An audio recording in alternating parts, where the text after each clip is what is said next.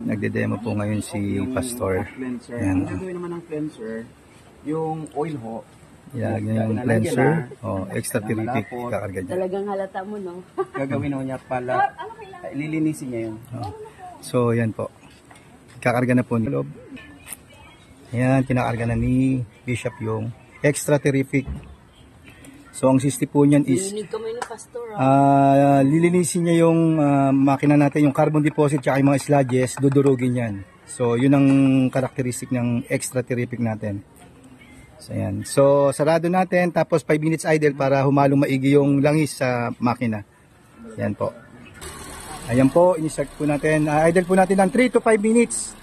And then, makita mo ma'am, mamaya-maya, pagkakarga natin ng huling ano yan, iba na yung tunog ng makina mo. 2,000 to 3,000 lang dahan-dahan. Dire-diretso 30 seconds. Okay.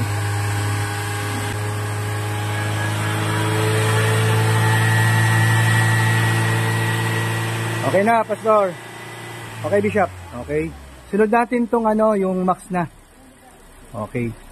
Ito yung susunod natin, GTO Max. Mamalinaw pa. Nasa ilalim yung mga binder niya, yung metal metal binder o yung sealant. I-shake natin maigi bago ilagay. Shake. Sige, hanggang pabalik mo. Yan po yung metal binder natin na GTO Max kung tawagin natin. Ay, may transparent siya kanina. O yan. So humalo na yung nanotechnology na yung particles niya sa ilalim. Yun yung magsisilant sa mga gas-gas at saka sa wear and tear ng ating gear sa loob. Yes, ma'am. Kasi yung friction ng natin. Yan yung kulay niya kanina is not clear. Ngayon. But now, na siya. Yan. Okay po. Isali na po natin. Yan. Yan po. Salin po natin. Ako kasi lahat ng ganyan, nakakasa ako. Nakaasa ako sa kasa. Hindi ako na... Basta ma'am, magkakarga tayo nito, walang additives yung sasakyan nyo ha. Kasi pag meron, ipapacheck. Yung mga F2R, yung mga... yung ibang brand po. Na, okay, sarado. Then, start ulit natin ng 5 minutes idle natin. Ito ma'am, don't worry. Garangal niya. Yan po. Start. Yan. Mas pipino yan mamaya. Ayan. 5 minutes idle, hintayin lang natin.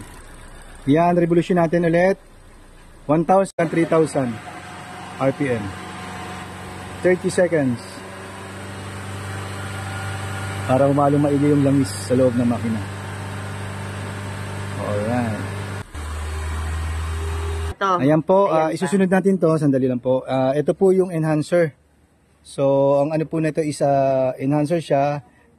Siya po yung nagtitreat ng ating langis. Lalagyan din natin yung power steering at saka yung sa brake fluid natin para makatulong po sa ating dalawang takip dun sa power steering. Nasa ba yung power steering yan? Ito. Yan. Ayan, dalawa lang. Okay na, isa pa. Nanginginig Mas maganda yung mo. Magiging... Mas smooth siya. Yan. Tapos dun sa brake fluid na, dalawa lang sa brake fluid. Yun eh. So ito, ikakarga na natin yung last but not the least, enhancer. Dalawang takip na, ayan. Sige, salin nyo po. Yan. Hirap po kayo ng konti para kay Pastor. Sige pa po. Marami pa po yan. Sige, konti lang po itira nyo.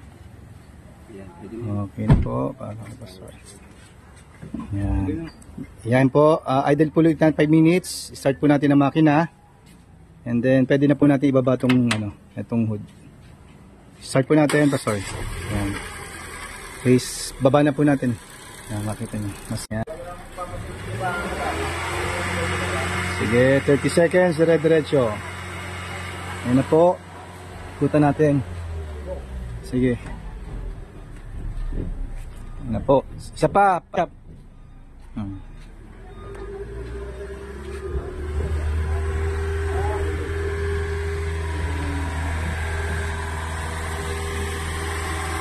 Yan na po. Yan. Okay. Okay po.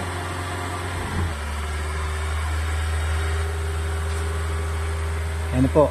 Salamat po. Yan po yung full treatment natin dito sa Ford ni ma'am. Yan po. Salamat po. Lumalamig siya, ibig sabihin, di ba? Lumalamig siya. Yan. Wala. Wala. Wala. Tinanggal niya yung ubang. Ayan o, mas tumahimik na yung makina nyo. Kanina, medyo may lagitik eh. Mas naging pino siya. Ma'am, mararamdaman mo yung power steering niya, yung ano, yung under mo niya, tsaka yung tipid sa gasolina. Salamat po. God bless po. Okay, Pastor. Salamat. God bless po, ma'am. Thank you po sa pagtitiwala, bagong Climate Hero.